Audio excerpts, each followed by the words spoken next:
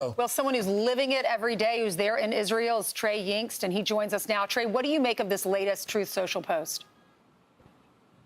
Yeah, guys, good morning. I just got off the phone with President Trump, and he gave Fox News some brand new details on what happened with that Apache helicopter that went down earlier this week, and provided his thinking on where things stand with the negotiation. I want to start with a story the president told me, new details about the downing of this U.S. Army Apache helicopter. President Trump tells Fox News that the Iranian drone lodged in between the two pilots in this helicopter. They were flying very low. And at that point, the drone didn't explode as it had intended to.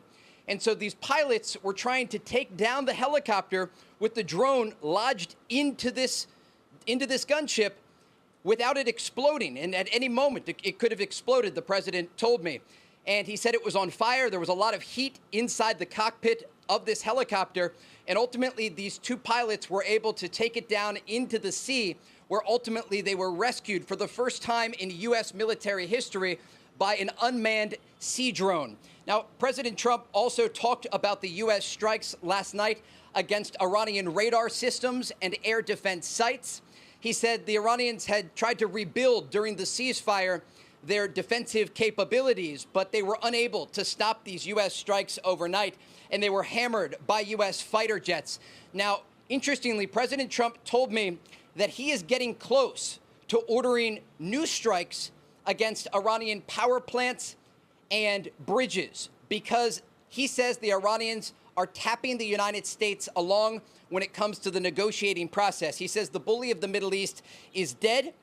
And he told me I may keep going when I asked him about a possible response to the Iranian missile fire that targeted U.S. forces in Kuwait, Bahrain, and Jordan overnight.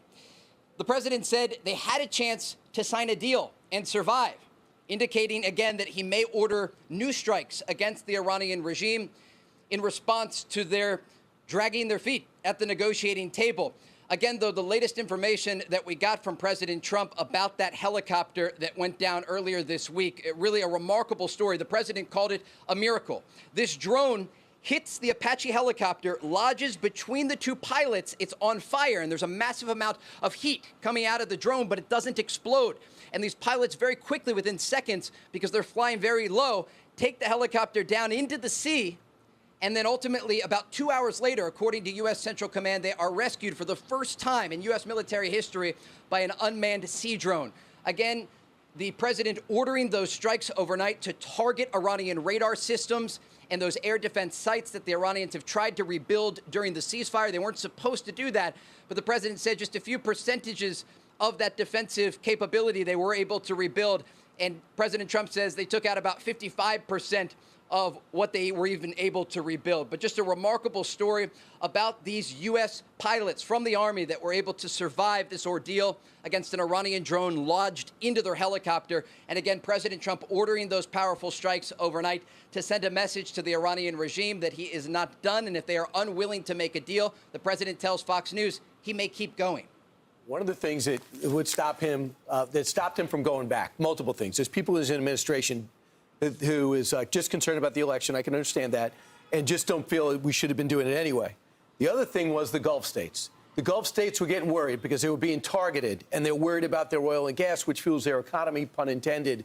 And at this point, it seems, Trey, by what you say and what the president just said and what the analysis you've offered, at this point, it seems the president says, yeah, I hear you, but it looks like it's in our best interest for me to go ahead anyway. It seems like we're getting close to that because he's able to monitor the interaction that the Iranians are having with each other, and that brings him to that conclusion.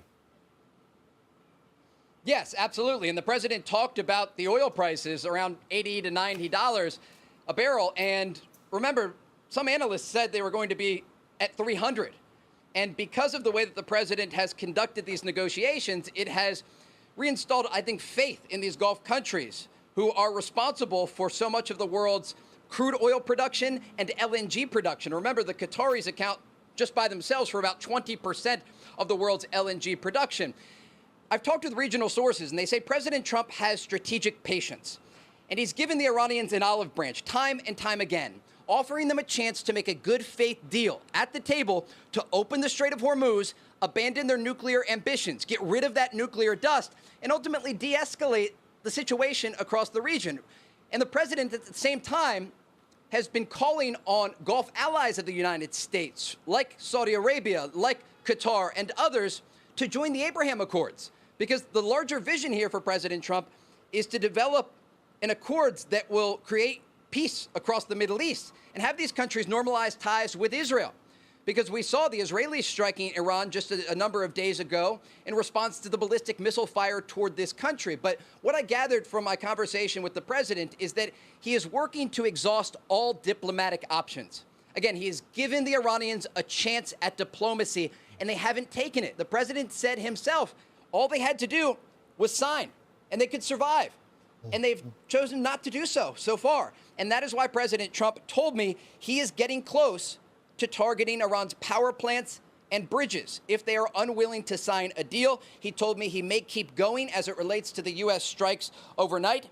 And he said Iran is tapping the United States along, and he's not going to stand for it. Trey, real quickly, because you've had the opportunity to talk with the president today, but before that as well. And you know he has a distinction. He calls some of these strikes little love taps. Did you get the impression that the president was doing the love taps to get them back to the table? Or are we past the love taps and the president is getting ready to restart the full operation? It's a great question, and ultimately that's going to be up to President Trump. But at this point, again, he has given the Iranians a chance time and time again for more than 2 months to reach a negotiated settlement. And as the president has told me, and regional intelligence sources have told Fox News in recent weeks, this is a pretty simple deal. Iran has to sign on the dotted line, and they have two options here. They can either open the Strait of Hormuz and make these commitments as it relates to their nuclear program and export or destroy all of that enriched material, or ultimately this is going to resume into an intense military operation against the Iranian regime. Remember, last night, the majority of the U.S. strikes were focused on the southwestern part of Iran. President Trump ordered these strikes against Iranian radar systems and against air defense systems that the Iranians tried to rebuild during the ceasefire. And there are a variety of strike options on the table for President Trump. And so he maintains this leverage. He holds the cards here. And the Iranians thought for a very long time, according to intelligence sources in the region, that they could wait out President Trump. They thought that he cared about the World Cup or the midterms. Ultimately, he showed last night he cares about victory on the battlefield and about either reaching an agreement with the Iranian regime that ensures they have never have a nuclear weapon, or ultimately doing this through force. And so, again, President Trump has a variety of options on the table here. But I think when we talk about this enriched material, it's a very important point here because we've been briefed by U.S. officials, and I want to just take our viewers very quickly through this process because it's important to understand how the Iranians are getting closer to weapons-grade material. When uranium ore is mined from the ground, ultimately it goes through a chemical process and it's turned into yellow cake. And then through another chemical process, that yellow cake is turned into a hexafluoride gas. And they spin that gas very rapidly in these advanced centrifuges that the Iranians had a lot of in their nuclear facilities that were targeted during Operation Midnight Hammer last summer. But as they repeat this process over and over again, the lighter particles go to the outside of these centrifuges and the heavier ones stay at the inside.